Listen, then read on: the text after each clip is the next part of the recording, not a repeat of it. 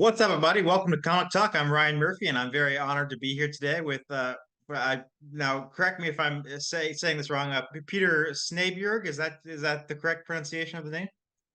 That's very close. I say Snjeiberg, but it's that's fine. I've heard Okay. a lot worse. Yes. We're coming to us today from Denmark. Are you coming to us from Copenhagen, or whereabouts Yeah, in Denmark are yep, you? Copenhagen, yep. Denmark. Fantastic. And Mr.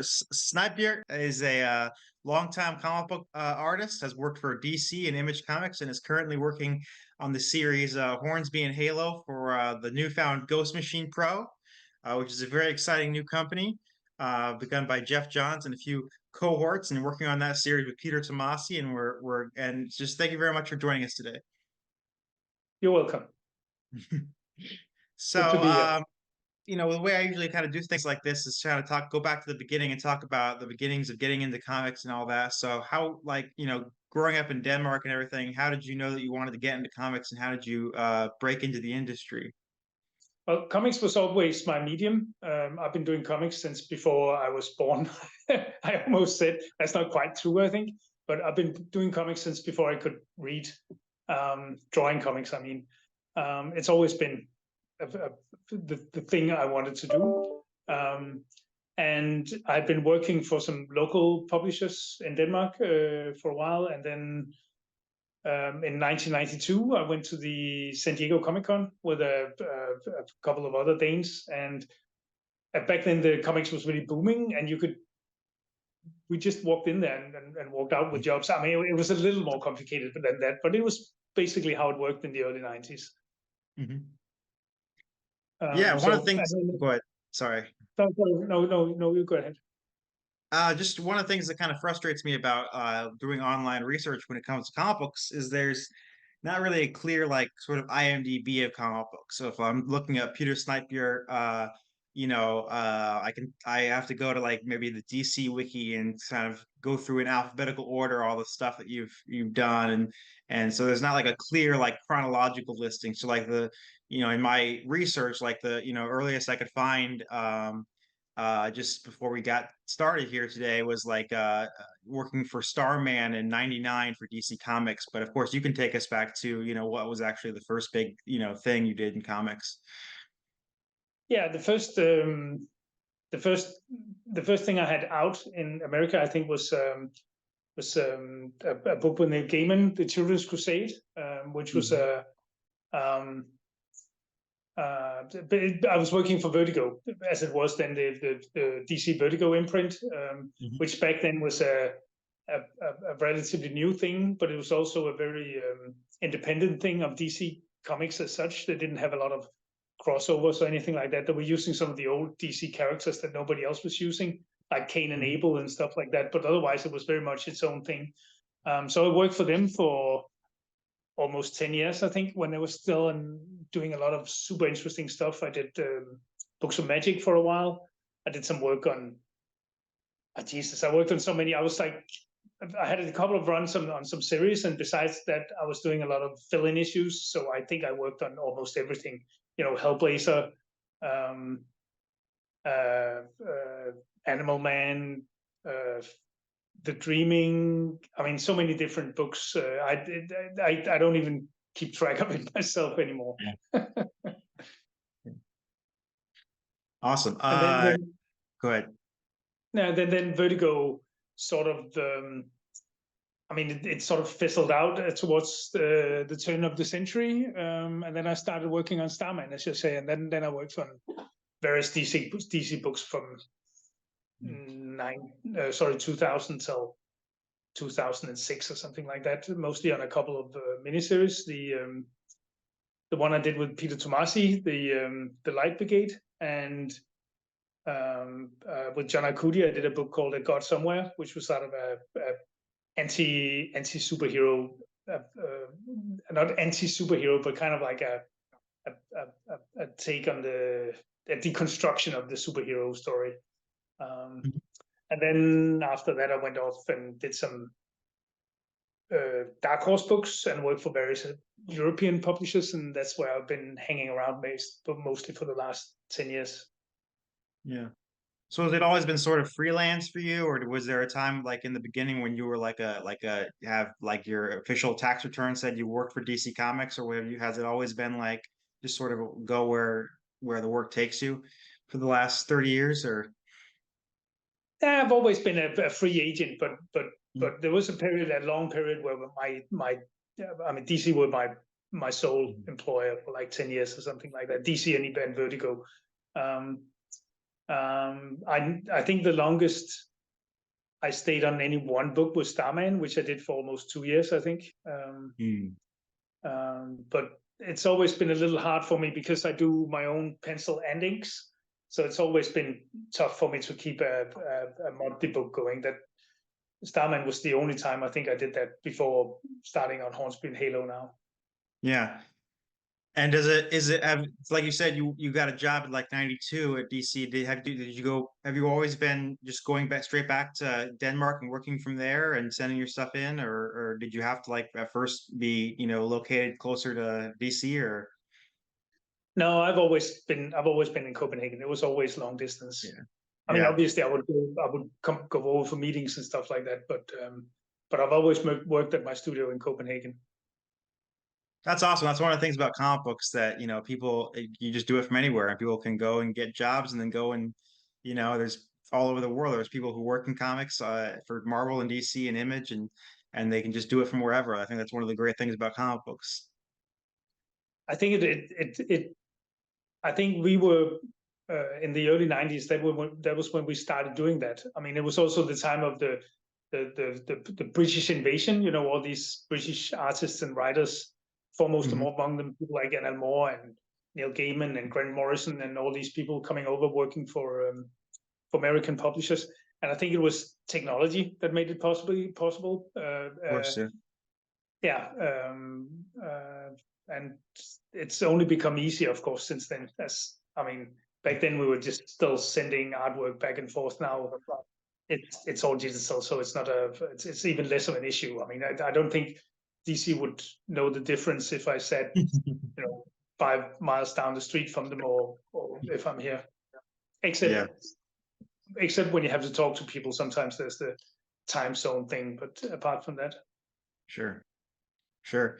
Yeah. So what, like in all these 30 years, like, I mean, I won't ask you to pick a favorite or anything because I know people don't like to, be asked favorites or, choose a step. But like if you had to think of something that was like a really like fruitful partnership, somewhat like just one or two or however many examples you want to think of you and a writer who really got each other, who really worked. It could be Peter Tomasi, who you're now working with right now, or somewhere you just really felt like your creative juices were flowing really well together. Like who are some of the people that you worked so well together with over the years? Well, I mean, someone once said that asking somebody about that is like asking them to pick between their kids. Yeah. um, I would say I've always been incredibly lucky with the writers I've been working with. I've been working with some of the best, like Garth Ennis, Gaiman, Tomasi, John Arcudi, a bunch of amazingly talented people. Mhm. And I don't think there's not a single job where I'm like that I could have done without. Yeah. I mean, all of them have actually they've been very different, but they've all had that different. Um, um, uh, I love them all, but Yeah. since we're talking now, I would I think I would the one I would hold forth would be the Light Brigade with Tomasi, since I'm working with him now again after all these years, which I think is at that time I thought it felt like that was kind of my peak, and I hope, of course, now we can repeat it with Hornsby and Halo. Mhm. Yeah, and before we get into the Ghost Machine and everything, which is very exciting stuff going on right now with that company. One thing I wanted to ask was, going over my research, me, and see you worked for, Dark Horse and for DC and everything. I don't think there's been any Marvel work done in all that time. Correct me if I'm wrong. But I guess my question, as a big comic book fan of all the companies and everything, but being a big Marvel fan myself, and you obviously being a big comic book fan, I'm sure you have something you could say about this. Is what's like something that would really draw you over to Marvel? Like if Marvel gave you a call tomorrow and said, like, we want you to work on Ghost Rider or on something, like what would be the thing that would be really like the dream come true at Marvel for you? Ah, um, uh, First of all, I would have to say that right now I'm going to give everything I have to Hornsby and Halo. So, but I don't know. I've always liked the Fantastic Four. I've always thought Yeah. those were that was a I like that blend of science fiction and superhero stuff. I that would probably be and Spider-Man, of course. Yeah, who wouldn't want to draw Spider-Man one time in their career? Yeah. Absolutely. So yeah, let's talk about Ghost Machine and everything. So this is something that I was really only recently introduced to myself, as a lifelong fan of Jeff Johns, and learning that he had founded this company, this exciting company that's basically about working with Image, but creator own content. You have joined the company to be the writer on a series written by Tomasi called Hornsby and Halo. What can you tell us about making the decision to come over to Ghost Machine and work on this book and do what you're doing now? Well, there wasn't much of a decision to make because it was such a great offer to work with Peter again, and especially to be able to build a completely new concept from the bottom up. That was just um, how could you say no to that? Yeah. So what So was so I just yeah, go ahead. sorry, I was just going to say I just jumped at the chance, and we only. I mean, we're just getting started, so it's still a very new thing, but I'm Mhm. super excited about it, and I can't wait to see where we go with this as we go along. It's still a few months until the first book comes out, really proper, Mhm. but I'm already working on issue 2, and it's just great stuff. Yeah. So what can you tell us about the book? I mean, if anything, I mean, without giving us any spoilers, like what are some of the aspects of the book that make it so exciting for you? Well, I like it because sorry, I like it because it has it has a mixture of it has a supernatural element, but it also has a lot of humor. I like that, and it's not a kids book, but we try to keep it as a we try to keep it as an all ages book. So it's and the main characters are kids, 2 kids, Rose and Zach, who are these two.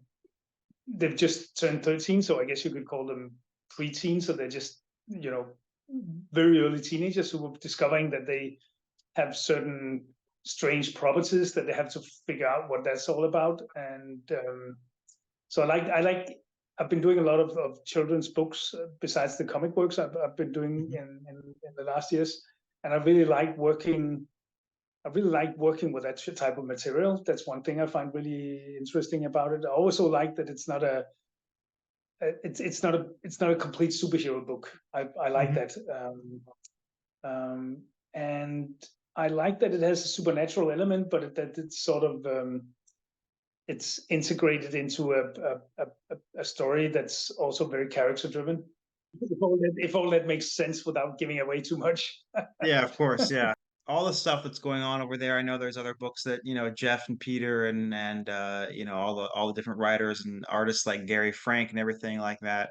Are you going to, I know they're doing the convention circuit right now, but being in Europe, are you attending any of those so that fans can meet you at, or because I myself am going to Chicago here in 2 weeks. I don't know if you can be at any of those, but We don't have any plans right now. yeah. Obviously,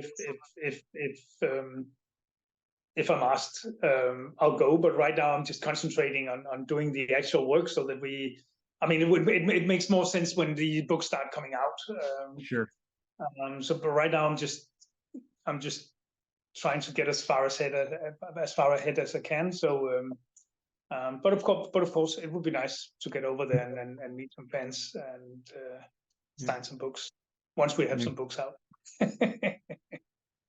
Absolutely. So 2 weeks is actually about a month off, but anyway, so kind of that bringing us from full circle from the beginning to today, what would you say? Like you said, like, oh, back in '92, it was possible to just kind of walk into SCCC and walk out with a job. It's different today. Like, what? I usually ask this question to close us out. Like, what kind of advice would you give to young artists in the industry today, or trying to break in? Like, what are some good ways, some good tricks for the trade for them to learn in that regard that they might be able to walk out somewhere with a job? Well, over the years of my first piece of advice has always been to keep your deadlines. Hmm. Um, but nowadays, I would say that I think it's also really important that people remember to, to build up the skill set from basics. There's so much technology, and especially now with the AI that's sort of rolling all over us. Um, it's still really important to build up your basic skill set, learning the anatomy, the perspective, all the really really basic old school stuff before you start getting lost in all the technical possibilities. Because I Hmm. think right now we're there's a danger that we're going to lose some skill sets because people will think they don't need to have them, but they're going to find out very soon that they're going to need them anyway if they're going to be working in comics. Hmm. Very cool. So work hard and keep your deadlines. Work hard, keep your deadlines. Always good advice. Well, that brings us up to today, and I'm very much looking forward to everything. Seeing where this new company goes and everything. And like I said, I'll be seeing hopefully some of the guys at Ghost Machine myself here pretty soon. And thank you very much for joining us here today. We really appreciate it. You're welcome, and say hello to the guys for me when you see them. Okay. All right. Thanks for everyone. Thanks for watching Comic Talk, everybody. And hopefully we'll be back here with some new guests. I'm, praying we get some new guests here pretty soon. So thank you very much for joining us, everybody, and we will see you next time. Have a good one. Bye bye.